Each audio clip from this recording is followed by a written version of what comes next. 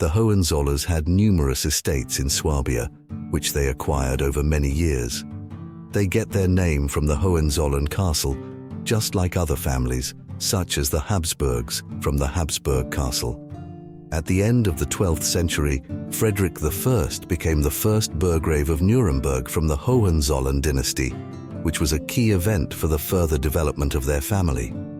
The friendship between the Hohenzollerns and the Habsburgs is also interesting, because they helped each other and started together from almost nothing, and at the end, they were the most powerful families in history. One of these examples is that Frederick III, Burgrave of Nuremberg, grandson of Frederick I, cast the decisive vote for his friend Rudolf I of Habsburg as King of the Romans, and Rudolf in return confirmed his title of Burgrave and gave him the rank of Prince Elector.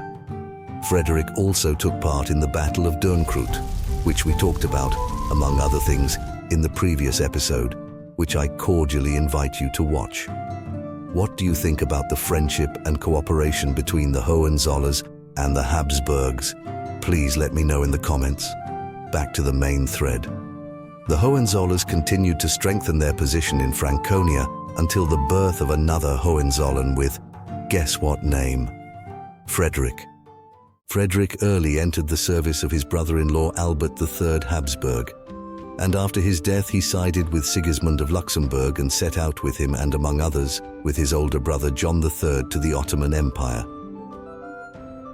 They fought the Battle of Nicopolis in 1396, where they suffered a devastating defeat.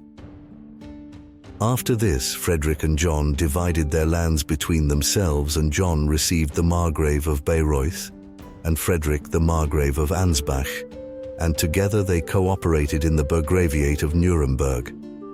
In 1410, after hardships, Frederick entered the service of King Sigismund of Luxembourg, and in that year there was also an opportunity for Sigismund to become King of the Romans, because Rupert, the former King of Germany, died. So Sigismund turned to Frederick for help. At that time, Brandenburg was ruled by Jobst of Moravia, who interestingly was Sigismund's cousin and was a Prince Elector, which gave him the right to vote for the new King of the Romans. Sigismund decided to challenge Jobst's authority over Brandenburg and his right to imperial elections. Sigismund claimed these rights and chose Frederick to represent him as Elector of Brandenburg in the elections that took place on September 20th, 1410. Initially, everything went according to Sigismund's plans, and he won the initial vote, but Jobst gained the support of a majority of electors in the elections in October of the same year. But something unexpected happened in January 1411.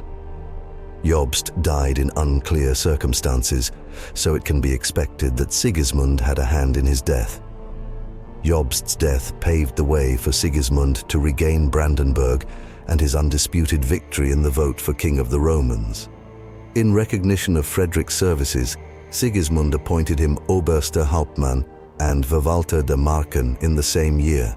Frederick suppressed numerous rebellions in Brandenburg and eventually managed to bring peace to these lands. Finally, at the Council of Constance, which took place on April 30th, 1415, Sigismund of Luxembourg gave Frederick the titles of Margrave and Prince Elector of Brandenburg, and Frederick became Frederick I. The formal fief of the Margrave was granted to him by Sigismund on April 18th, 1417. Shortly after these events, relations between Frederick and Sigismund deteriorated because Frederick I did not agree with Sigismund's forceful treatment of the Hussites. But more about that another time. I hope you liked the video, and please leave a like, leave a sub, and be sure to give your opinion in the comments what you think about the friendship and cooperation between the Hohenzollerns and the Habsburgs. And if you want to support me significantly, you can become one of the supporters on YouTube with thank you in advance, and you can watch the previous episodes, for which I will also be very grateful. Well, see you soon in the next video.